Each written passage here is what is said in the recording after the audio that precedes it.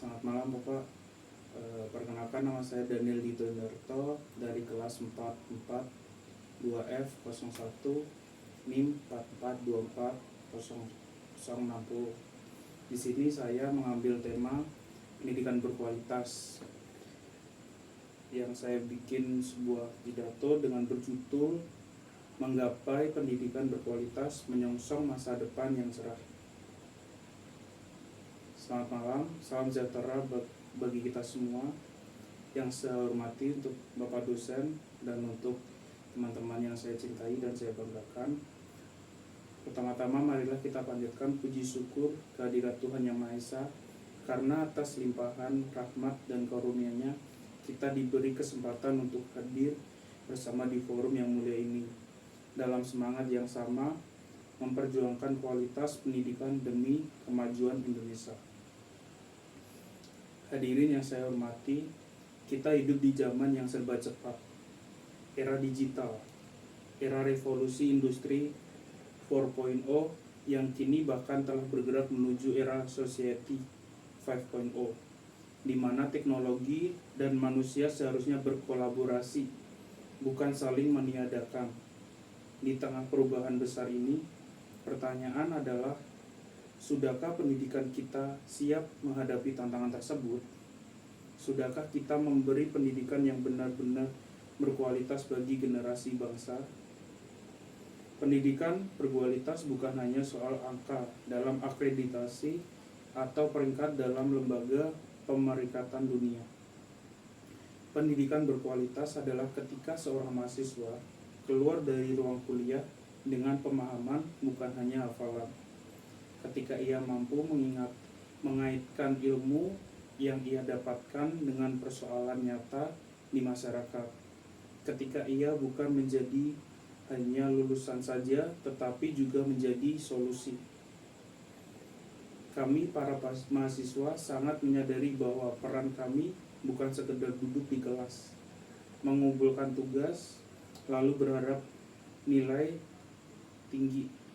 Kami ingin menjadi pembelajar yang aktif, kritis, dan inovatif. Namun, untuk menjadi seperti itu, kami butuh lingkungan yang mendukung. Disinilah peran penting dosen hadir, bukan hanya sebagai pengajar, tetapi sebagai pendamping intelektual. Bapak dan Ibu dosen yang kami hormati, kami sangat menghargai perjuangan Bapak dan Ibu dalam membimbing kami. Kami tahu tidak mudah menyusun bahan ajar, menyesuaikan kurikulum, mengoreksi tugas, dan menghadapi mahasiswa dengan berbagai karakter. Namun kami juga berharap proses pendidikan bisa menjadi lebih interaktif dan kontekstual. Masih sering kami temui metode pengajaran yang terlalu berfokus pada ceramah atau satu arah.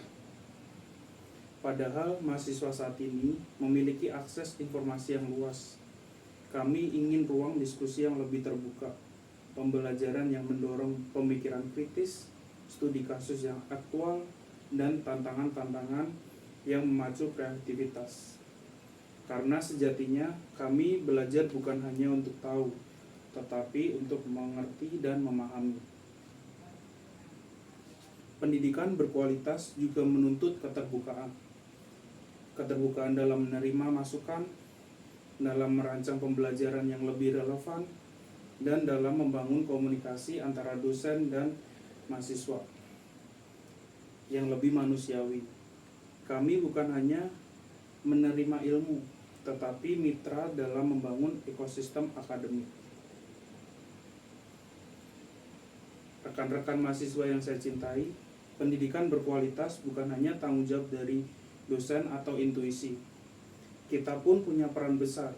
Sudahkah kita sungguh-sungguh dalam belajar?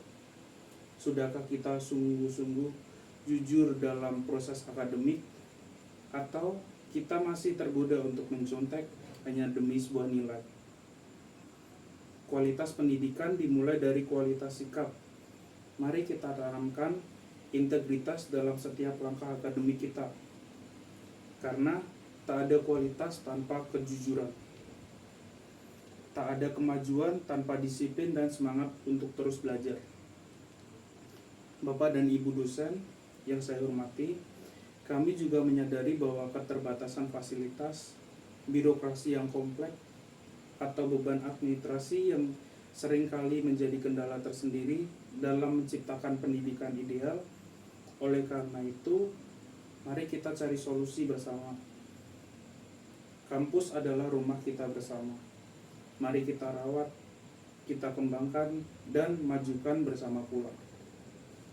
Sebagai penutup, izinkan saya mengutip dari kalimat Ki Hajar Dewantara, Bapak pendidikan kita, ing ngarso sung tulodo, ing madya mangun karso, tuturi handayani. Yang artinya di depan memberi teladan, di tengah memberi semangat, dan di belakang memberi dorongan. Kalimat ini mengandung makna mendalam yang bukan hanya relevan bagi dosen, tapi juga bagi kita semua insan pembelajar. Mari kita wujudkan pendidikan yang tidak hanya cerdas secara akademik, tetapi juga bijaksana secara moral dan sosial. Pendidikan yang tidak hanya menciptakan sarjana, tetapi membentuk manusia merdeka yang berpikir, berani, dan bertanggung jawab. Demikian yang saya dapat sampaikan. Terima kasih atas perhatian Bapak dan Ibu dan seluruh hadirin. Semoga langkah kecil ini menjadi bagian dan perubahan besar yang kita cita-citakan bersama. Selamat malam, salam sejahtera bagi kita semua. Terima kasih.